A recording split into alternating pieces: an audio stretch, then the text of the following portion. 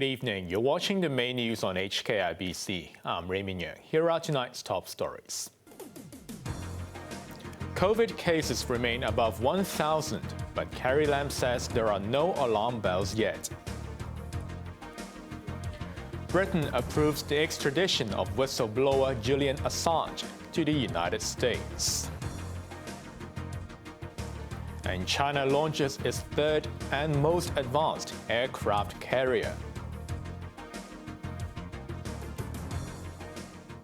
Chief Executive Carrie Lam says the alarm bell has not rung yet, despite a rise in locally transmitted COVID infections. But schools and residential care homes will have to take extra precautions to prevent outbreaks. Macy Moore reports. A rise in locally transmitted COVID cases has prompted the government to review the latest situation. Carrie Lam said despite the increase in infections, hospitals are coping. But the chief executive took some measures to reduce the chances of a large-scale outbreak. Students and school staff have to continue taking rapid antigen tests before leaving home until the end of the term in mid-August. Schools were also advised to hold fewer off-campus events, such as teacher appreciation dinners where masks are not worn. Employees of residential and care homes for the elderly and the disabled have to take PCR tests every 2 weeks, on top of their daily self-administered tests. The government will later require them to obtain a third COVID jab, but there is no specific date yet.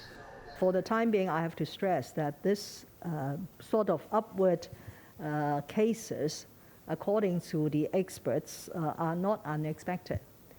Because we have almost returned to normalcy as far as social activities are concerned. And so, in a way, this is not an alarm bell yet.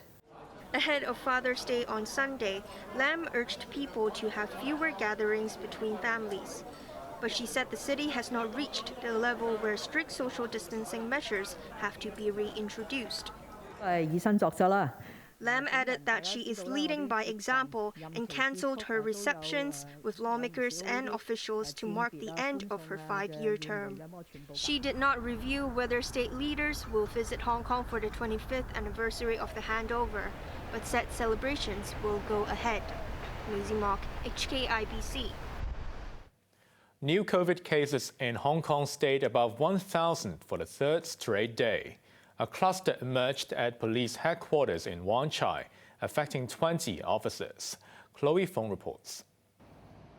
The Center for Health Protection said 20 officers, believed to be members of the anti-terrorism unit, came down with COVID.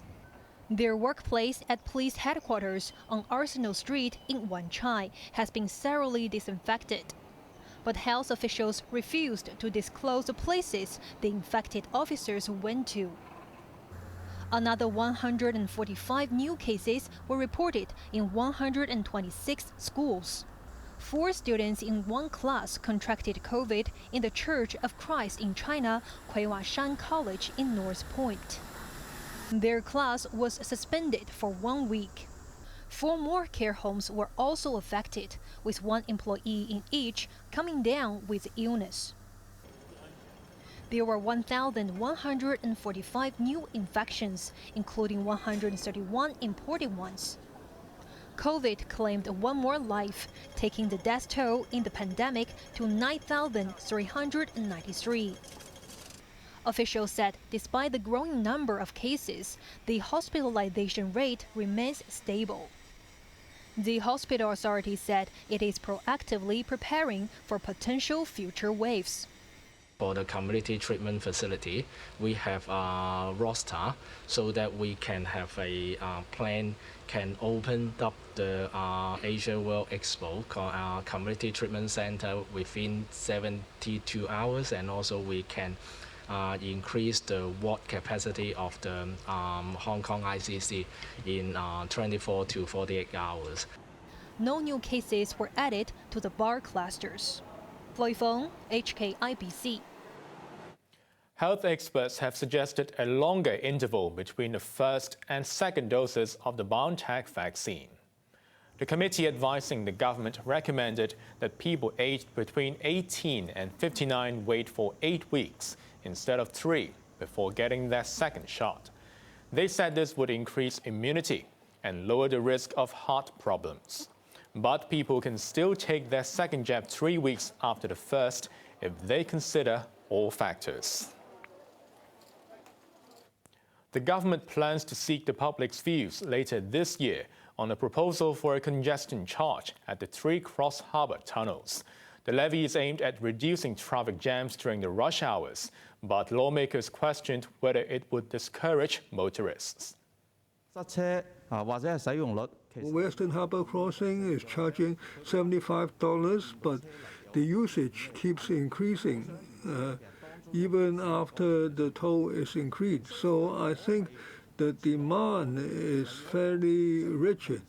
Now, if we introduce a charging by different time periods, I hope the government would encourage people rather than penalize people. Transport Chief Frank Chen said the aim is to ease peak hour congestion and not penalize motorists. But lawmaker Chan Hock-Fong argued that capacity on cross-harbor public transport is insufficient. Chen said the government should resolve this problem. Otherwise, motorists will keep using the tunnels at peak times, even if they have to pay more. Overseas, lawyers of WikiLeaks co-founder Julian Assange plan to file an immediate appeal to stop the extradition of the whistleblower to the United States. This came after British Home Secretary Priti Patel approved Washington's request to deport him to face spying charges in a U.S. court. The Australian has been in jail since 2019 after he was forcibly removed from the Ecuadorian embassy in London, where he'd stayed for 7 years. Washington has been pressing for his extradition ever since WikiLeaks published classified documents that exposed America's military wrongdoing in Iraq and Afghanistan. If convicted, 50-year-old Assange faces 175 years in a U.S. prison. In the United States, a congressional panel has heard that former Vice President Mike Pence was under tremendous pressure to overturn the results of the presidential election in 2020. At one time, he faced grave danger when he was only meters away from rioters encouraged by former President Donald Trump. Sarah Wong reports. The United States is continuing to learn more about the insurrection on Capitol Hill on January 6 last year, a day that shook the core of American democracy. Former President Donald Trump falsely told his supporters that then Vice President Mike Pence had the power to overturn Joe Biden's electoral victory. The House committee investigating the riots were told that Pence refused to bow to Trump's demands and hence averted a constitutional crisis. Our review of text, history, and frankly just common sense all confirmed the Vice President's first instinct on that point. There is no justifiable basis to conclude that the Vice President has that kind of authority. It was revealed that at one point, Pence was only 12 meters away from an angry pro-Trump mob vowing to hang him. The Indiana Republican refused to leave the Capitol and continued to carry out his duties in a secure location for 4.5 hours. Did Donald Trump ever call the Vice President to check on his safety? He did not. Mr. Jacob, how did Vice President Pence and Mrs. Pence react to that? With frustration. The committee has accused Trump of orchestrating a coup to stay in power after his defeat to Biden. Trump, hit with revealing testimonies from even his family members, labeled the congressional panel a kangaroo court. Sarah Wong, HKIBC. China has launched its third and most advanced aircraft carrier. The Fujian, named after the southeastern coastal province, is the first domestically designed and built aircraft carrier. After a colorful ceremony, it left the Jiangnan shipyard in Shanghai. The event was initially planned for April to mark the 73rd anniversary of the Chinese Navy, but was delayed because of lockdowns in Shanghai. The Fujian is China's first aircraft carrier that uses an electromagnetic catapult to launch planes from the deck. It's now set to undergo sea trials. China's first carrier, the Liaoning, was bought from Ukraine in 1998. The second was the Shandong, which went into service in 2019.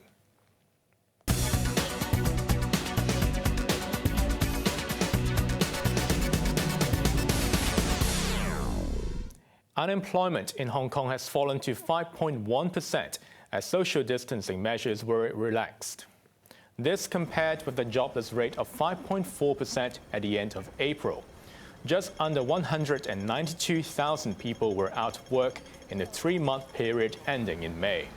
The labor market picked up in most sectors, especially construction, while retail was boosted by the consumption voucher scheme. The government says it expects further improvements so long as COVID is under control. There's fierce competition for a non-industrial site in Wan Chai, with 21 bids submitted when tenders closed at noon. The site on Queenswold East covers 13,000 square feet and could fetch up to $2.2 billion. The highest price per square foot is expected to be $19,000. The maximum floor area is about 116,000 square feet. Flats built there cannot be less than the government's minimum size of 280 square feet. Many bidders believe the site has huge potential because of its location and the demand for housing. Some do not think that interest rate increases will have a substantial impact because it will take 5 years to complete the project. Now let's take a look at the markets. The Hang Seng ended the week up 229 points. To the top 10 active stocks, JD.com was up $15. Alibaba picked up $2.10, while Meituan was up $9.90. Kuaishou Technology was up $2.90, while BYD was up $2.20. To the forex trading against the Hong Kong dollar, the euro is at 8.23, the pound sterling 9.63, while the Australian dollar at 5.47. Over in Europe, the London FTSE is currently up 75 points. On to the weather now. Sunny intervals and a few showers tomorrow after isolated thunderstorms in the morning. Temperatures will range between 27 and 31 degrees. Similar conditions in the coming days. Now let's take a look at the weather around the world.